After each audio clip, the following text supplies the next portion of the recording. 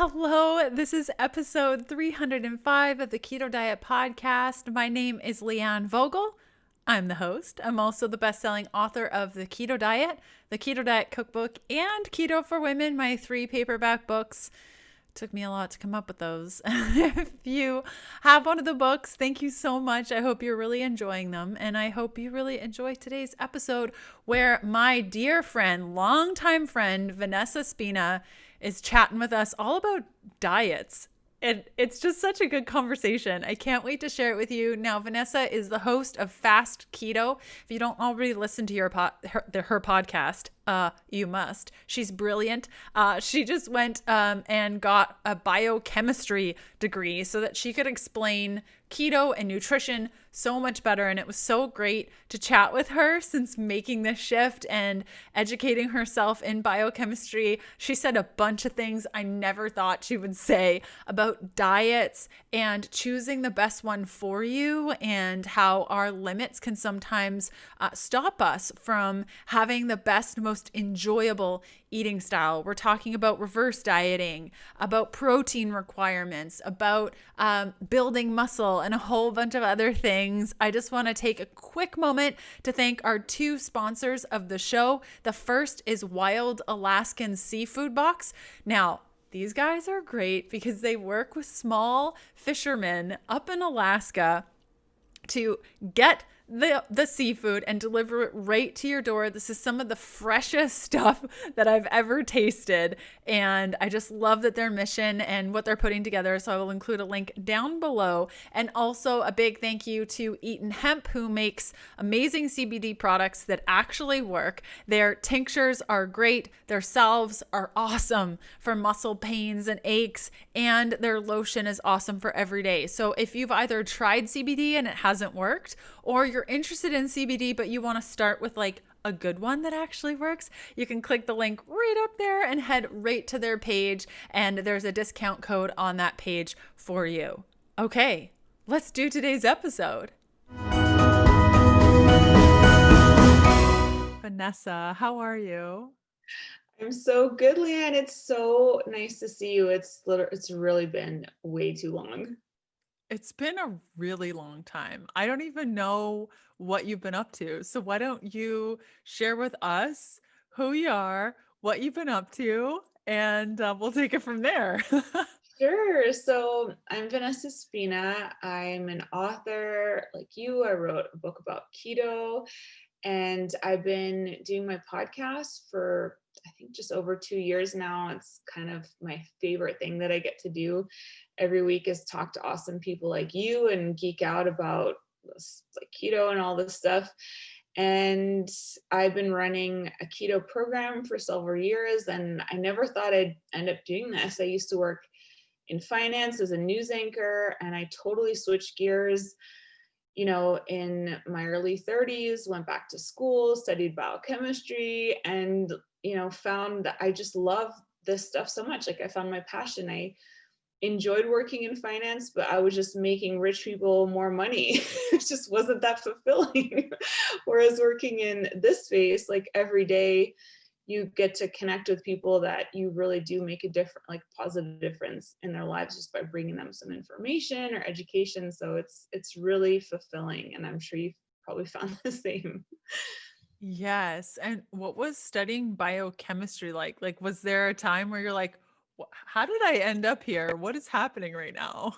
Yeah, the first week I felt like I was studying Russian and everyone was fluent but me, and everyone knew what they were doing and they knew how to write academic papers and all this stuff. And I had, like, my undergraduate degree at UBC, I studied nutrition as my electives, but I didn't do any science stuff. And I was like, oh, this is like actually hard school. This is what all the other people were studying. That is actually extremely challenging. But it was very rewarding because it was 2 years, and at the end I was getting like 80s and 90s and just like really excelling in it. So to go from like knowing nothing to understanding this new language, which is like the language of biomedical processes in our body, it really helped me. And being in our space, there's just so much information out there. And sometimes you get confused. And I started to think like, well, I don't know to believe this person or that person. Like, I'm just going to go back to school, take a couple of years, study this myself so that I can decipher what is opinion, what is fact, and I'm so thankful that I did it because it really, really helped me understand, and it helps me convey and help other people understand concepts a lot better. In your nutrition practice, like as you're educating others, because it's really like our job is to disseminate multiple bits of information into like bite-sized pieces. Having that biochemistry now, what do you find like is the thing that you're explaining so much better and you're just so thankful? Like, what does that look like in your nutrition practice? There's been so many things. I think one of the big things is just understanding that carbs are carbohydrates and fats or lipids are hydrocarbons. They're really just energy and energy. They're both energy. And so there's no point in demonizing one or the other, because when you understand biochemically, they're just providing our body with energy. So, if someone says like, I've been trying keto for 5 years, I fall off the wagon every year, I'm struggling, like, well, maybe keto isn't necessarily the diet for you. Maybe doing a high carb, low fat diet might work better for you. Maybe it's something that you don't have to struggle at all the time. There's no point in like demonizing macronutrients. We understand that there's really good carbs, there's not so good carbs, there's really good fats, and there's not so good fats. Protein, you just always need, because so many of our biochemical processes and hormones, all that are made out of protein and fats as well. But it really just helps to understand that we don't need to fear any macronutrients. I've definitely been guilty of that in the past, like fearing different macros and thinking that, carbs would wreck me. It's really, well, there's bad, not so good carbs, there's not so good fats, and just understanding that biochemically what's actually happening in the body, and probably also understanding hormones and how they're made from peptides or they're made from cholesterol, and just understanding that is just, it helps me explain it to people. So you don't have to fear any kind of food, just understand what they can offer your body, what they can do for you. So I think that we haven't talked since you've studied biochemistry, I'm Yeah. sure.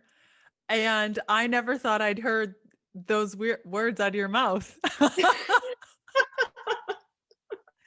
ever. Yeah. It's very Wow. humbling to go back to school and understand, that there's a lot of fear mongering in nutrition. There's just a lot of bad facts, misinformation. And then, I definitely like fell prey to that in the past. And I was like, oh, I'm scared of these kinds of foods. And just understanding, well, they can't harm you, they're molecules, they can benefit you in different ways. And that's been really good to do that. And yeah, going back to school is very humbling, but very worthwhile for sure. And so how has that education informed how you practice nutrition yourself, and how that has informed how you choose certain foods and what you're thinking as you're choosing those foods? It's definitely made me less rigid, personally. And I have this personality type, which is an upholder type. I don't know if you follow Gretchen Rubin at all. She has these different personality types. And um, I, with an upholder personality, you can, if you set goals for yourself, you don't need anyone else to hold you accountable. You can reach them, but it can also make you very rigid.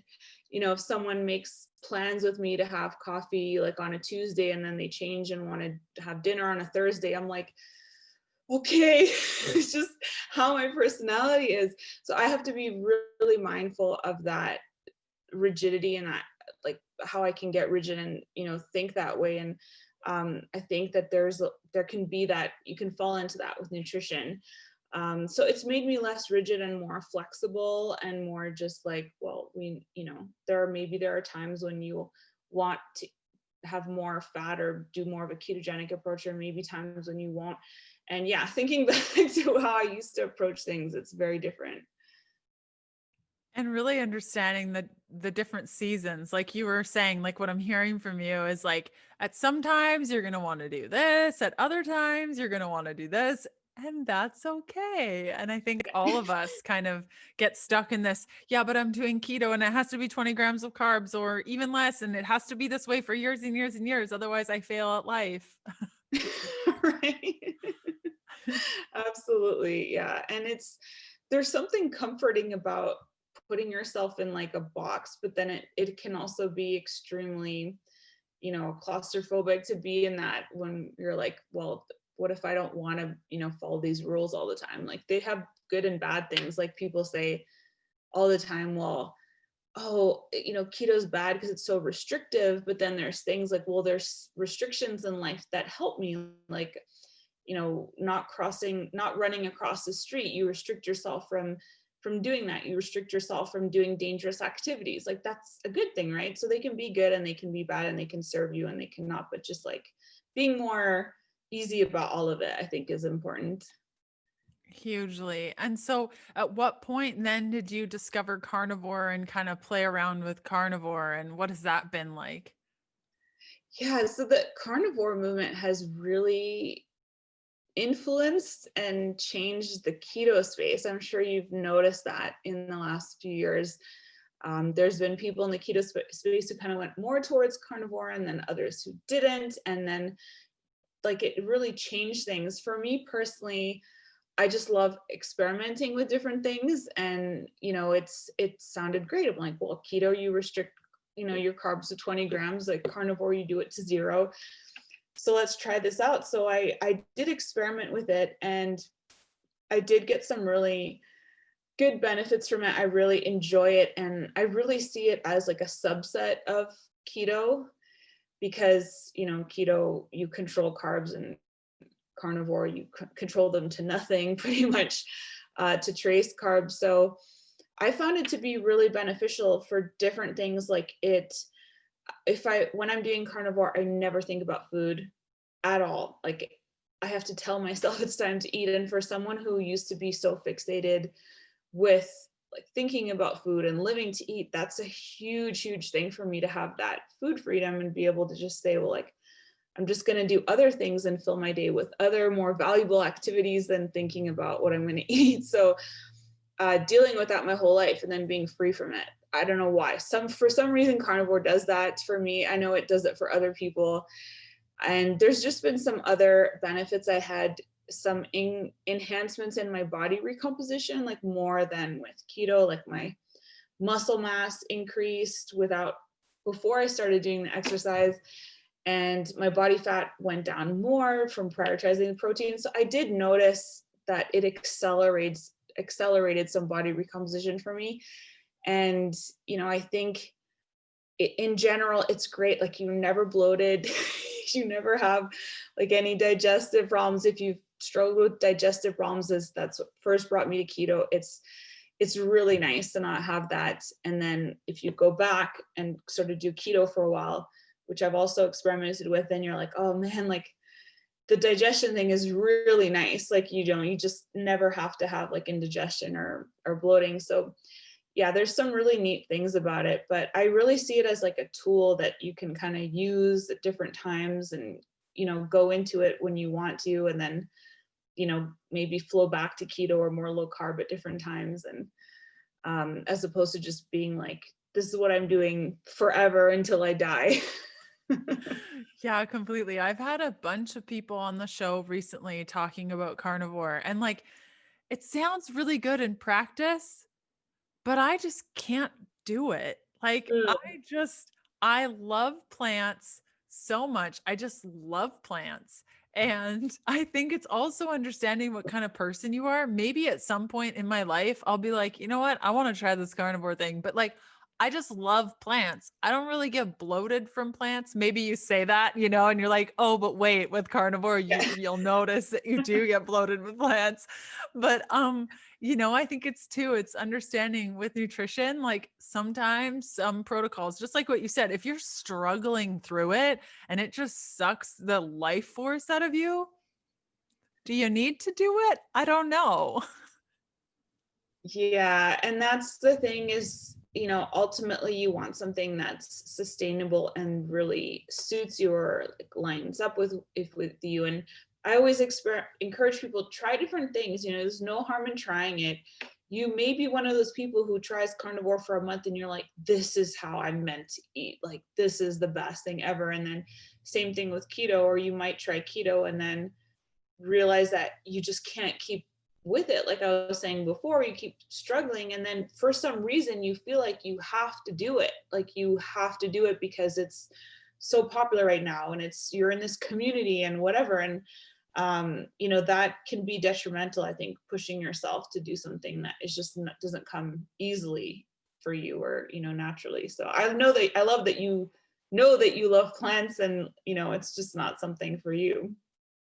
Yeah, I think what I'm hearing from you also, it's that layer of curiosity. Like if I have just an inkling of curiosity, like I tried carnivore 6 days, then I wanted strawberries and then it was over. But I had that curiosity and I was like, what would this feel like? How would I do? No, I don't like it. But having that curiosity when you're so dead set in your ways, or you've followed perhaps somebody in whatever space, let's call it keto, but it could also be vegans or whatever. We're very good, just like you said, like blinders on, focused on step 1, 2, 3. But the curiosity I find when I'm curious about something and like, I wonder what would it feel like if I did this. Sometimes that's the best thing. And other times it's like, nope, definitely shouldn't have done that. But now I know it's definitely not for me right now. Yeah, I love that. And I think also you probably agree with this, that as a nutritionist yourself, like you want to be able to have experienced different ways of eating so that you can speak from experience for people. Like, even though your experience may not have anything to do with theirs, you can at least speak with more of insight of what it's actually like, or, give you a better idea of how it might help someone else. That's so true. I mean, almost every eating style I've tried has come to that of like, I'll just try this and see so that I know and I'm informed when people, come to me or ask questions. That was how I became a vegan for 8 years. I was like, I'm just gonna try doing this vegan thing, and it really stuck. Whereas a raw vegan, I think I lasted 3 months. I'm like, nope, this is impossible. Living in Canada, you can't do this. Like, it's just not feasible.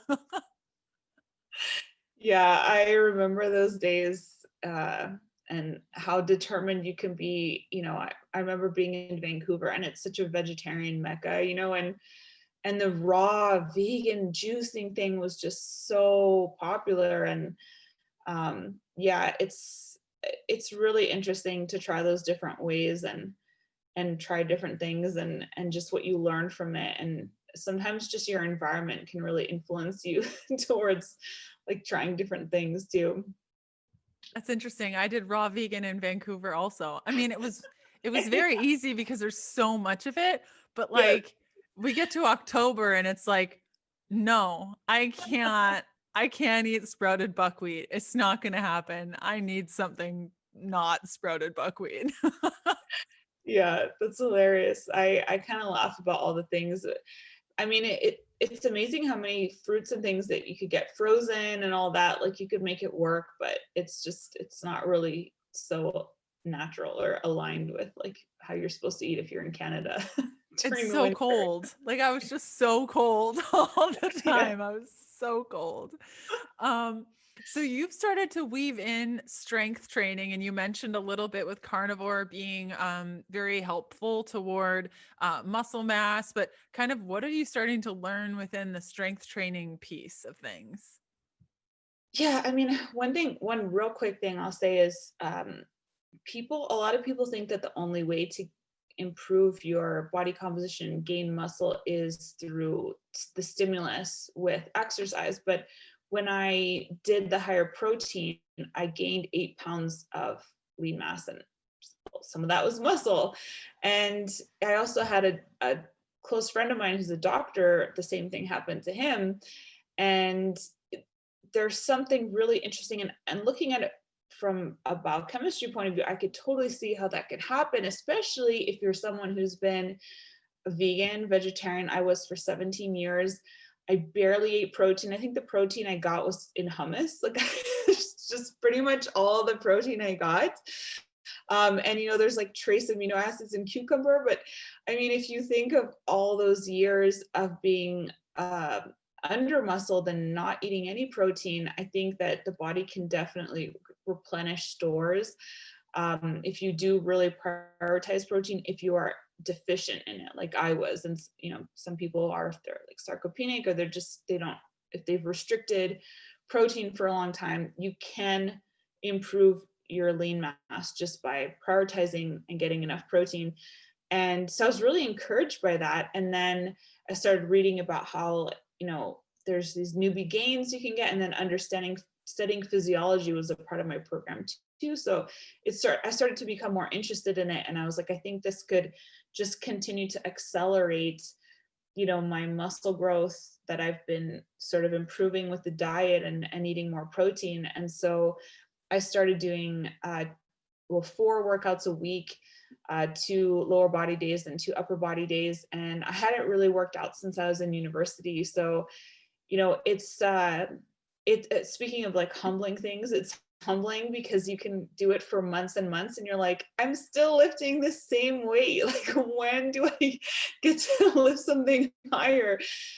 It really takes time, but that's one of the things that I've also shifted for myself, and I encourage people to all the time as well, is to take a long-term perspective. If you're going to build muscle, it's not going to be overnight. And so many of us know from doing like cleanses or fasting, like you can get results really fast, and that can be really addictive. And then you do something like building muscle with weights and you're like, it's been 6 months and literally nothing has happened. But you sort of like enjoy the feeling of the workout, and you trust that like it's coming. And it really does take time. But if you have a long-term perspective, and that's like, well, I want to continue to improve how much muscle I have over the next 50 years, then you can be patient and just know it's going to take time. And it's not like for this summer or this like event or whatever. It's going to take longer than that. But it's very rewarding, I think. And just like you start to feel stronger physically, and that lends itself to feeling stronger in other ways too. So I'm a really big fan of it now. And, it came along at the right time for me. And I'm really fascinated by how we store amino acids in our muscle, and how that can be, like Dr. Gabriel Lyon says, like this organ of longevity. And it's so important is, to really prioritize that muscle, and to just have some kind of weight training or resistance exercise, in your regimen every week. And it can make a big difference. That's amazing. I mean, there's so many pieces to that. I think a lot of people, I do this all the time. I join so-and-so gym or whatever program, and I'm like, I need to be this, that, and the other thing. And this is how I want to look. And this is how I want to perform. And I'll never forget, my husband and I started CrossFit probably, we're talking like 2013 at this point. And I'll never forget the first class. He was like, bumming around and kind of just taking his time. And I was like, yo, are you going to take this serious or what? And he's like, I am not an athlete. Okay. My name is Kevin. I work at a payments company, and I'm just here to like move my body. And I thought that was just like, oh, right. I'm not an athlete. I'm not training for the Olympics. I'm just a girl living in a small town trying to do better for my body.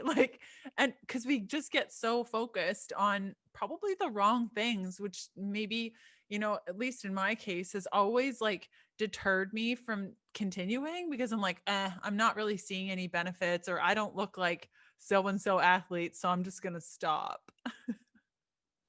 Yeah. And it just, you realize that it really takes a long time to build the muscle to get that definition. And, it's also kind of nice to realize that you can have like these seasons where you can just focus on growing your muscle. And maybe you have a different season, because bodybuilders do this, right? They have seasons where they're in their bulking, and then they have cutting phases. And I don't think we do that enough, where we think, well, I'm just going to go on a diet break for like 8 months. and I'm not going to worry about losing weight. Right now I'm growing muscle and I need to eat enough calories to build that muscle. And that's kind of nice to just do that maybe during the winter, fall and winter, and really focus on that. Or maybe it's a couple years of your life like that, where you just don't do any dieting at all and you're just focusing on building your body. And then maybe later on, once you've built your metabolism back up and you've really been focusing on growing, then you're like, well, now I'm going to do like a diet phase again. Like, and that's kind of a nice thing to have, like these cycles, and not put so much pressure on yourself to like have a certain body tomorrow, like you're saying. Yeah, and I always need this reminder. I'm currently doing reverse dieting phase 2. And I'm actually wearing a shirt today that I bought 3 weeks ago, and the entire back is unzipped because I couldn't I couldn't get it zipped up.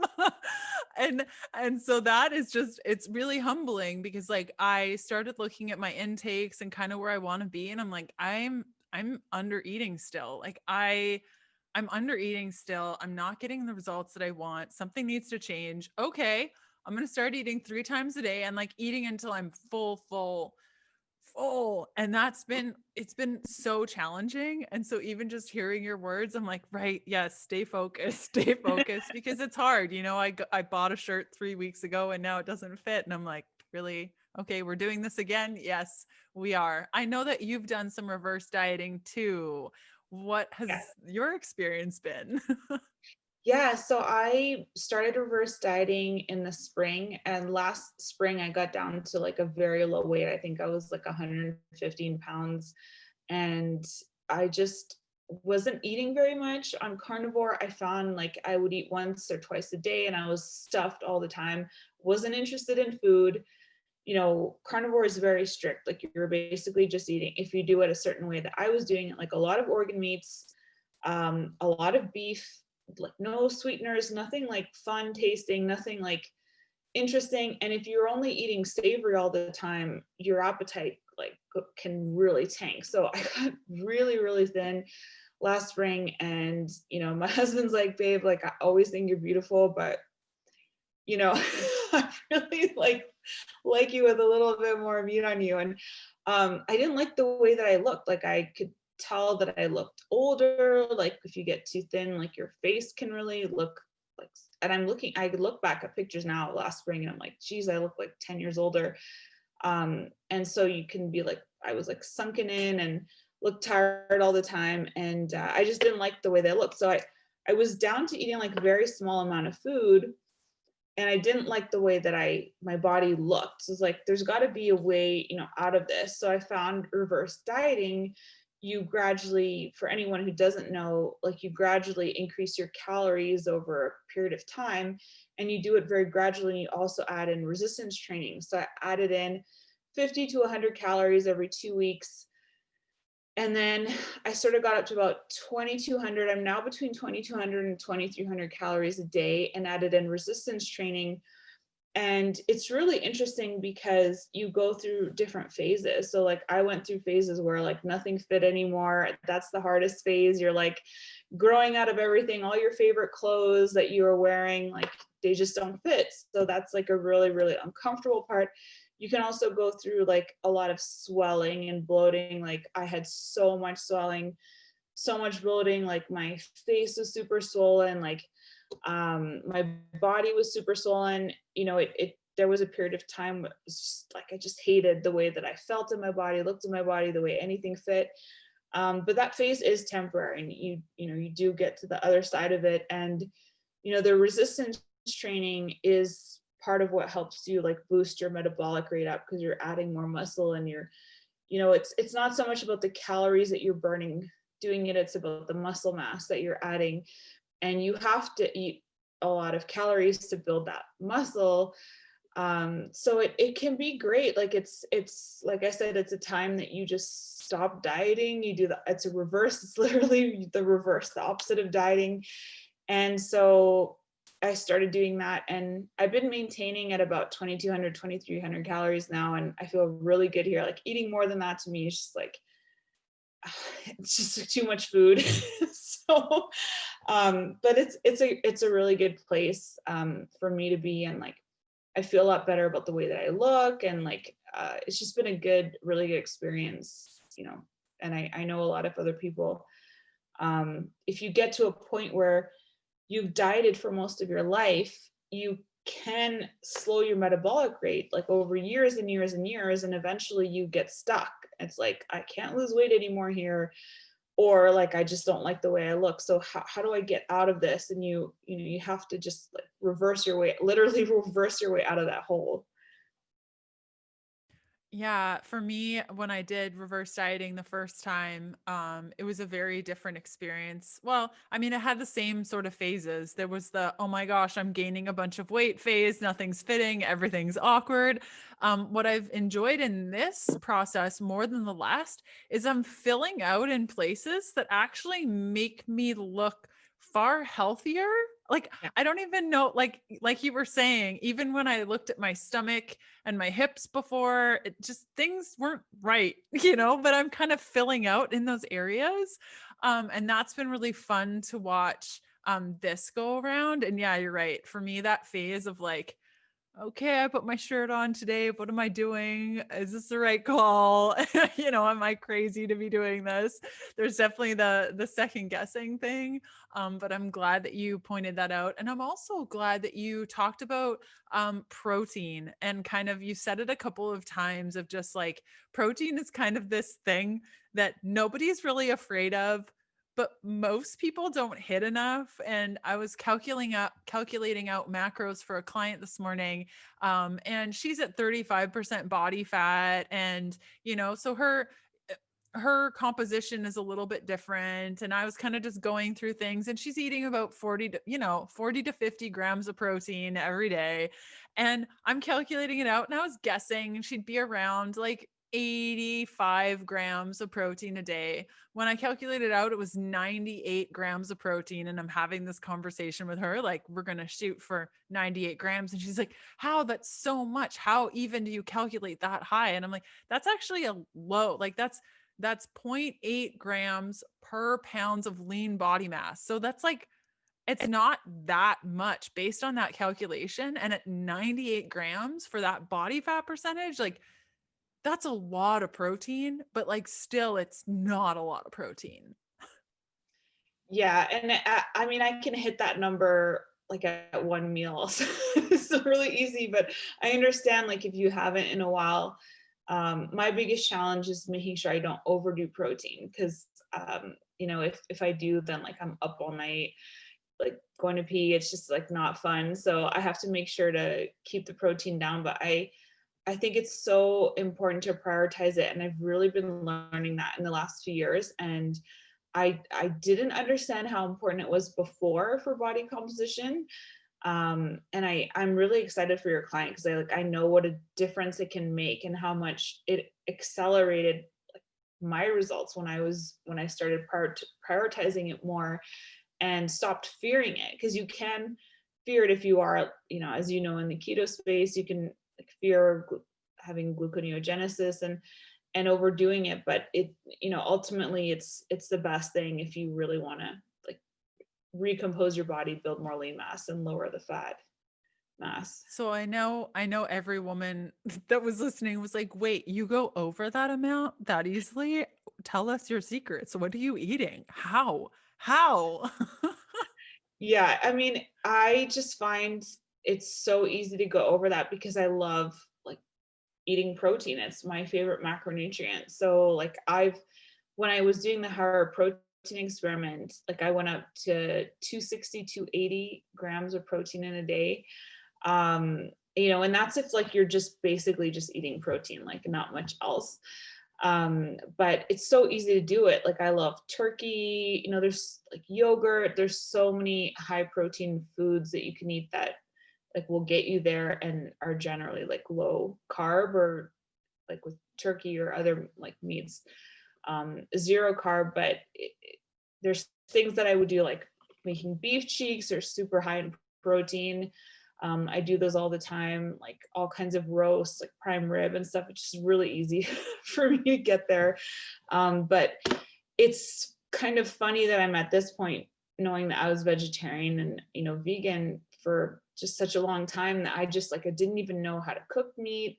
The fact that, like I was saying before, most of my protein came from like hummus, like I just, you know, to think that you can live your life like really not eating a lot of protein and do it pretty easily. And I see a lot of concerning trends like now out there, just in the like nutrition space and also environmental space, and all these different narratives like telling people to decrease their protein consumption or eat certain proteins which are made by plants, which are basically great for plants but not necessarily great for humans. So there's it's not too hard if you start to like, once you start to do it, it's like keto at the beginning, it's like, oh my gosh, this is so overwhelming. And then after a while, you just totally get it. You don't even have to track anything anymore. And also protein powders, just to go back to your original question, that's a really easy way to get lots of protein too. Yes, I'm currently in this big thing about beef protein. Like I cannot get enough beef protein. Yeah. I love it. It's so simple and it's also kind of salty.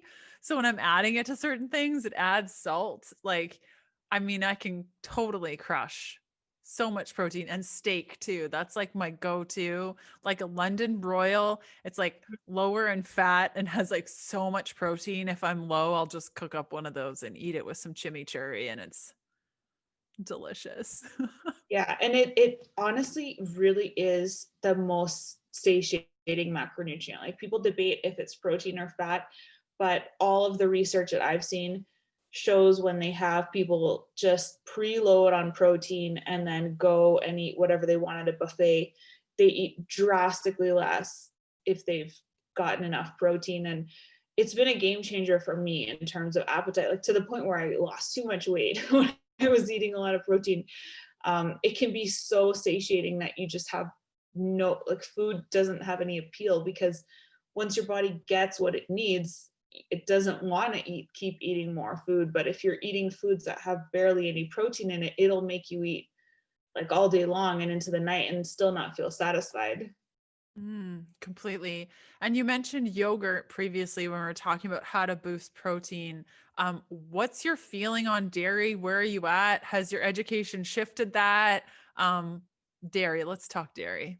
Yeah, I would love to. So I've had the honor of having some really amazing protein scientists on the podcast, and some of my favorites. One of them, who's at McMaster's University, who came on, and he talked about how a lot of people believe that they're lactose intolerant, and when they actually did studies, they found out that they would actually test them and see that only a fraction of them were dairy intolerant. And I think that some of that can come from like vegetarian culture. When you're in that culture, it's like dairy is the spawn of the devil. Like, just, it's going to do terrible things to you. It's going to, it just, they really convince you that dairy is just the worst thing to eat. And I think that that can carry over and make people believe that they are intolerant. So if you think you may be, you may want to actually test it and find out if you actually are, because if you're not, you're missing out on like a really great source of protein and calcium. And I've definitely brought in a lot of that, because on Carnivore, there's no great sources of calcium if you don't have dairy. Like for a while, I was like, oh, I could, take calcium supplement. You can take eggshells and boil them and like pulverize them. Like, no, like you could just have some dairy, you get your calcium.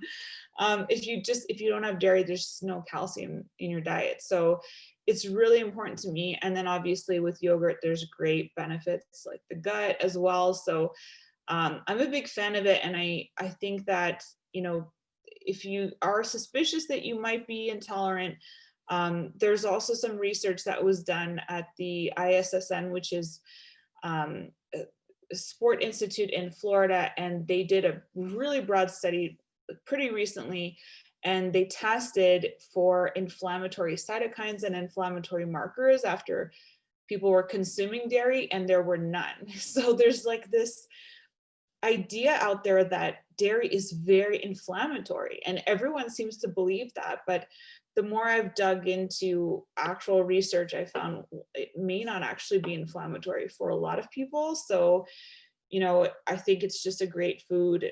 If you want to prioritize protein, it'll really help you with that.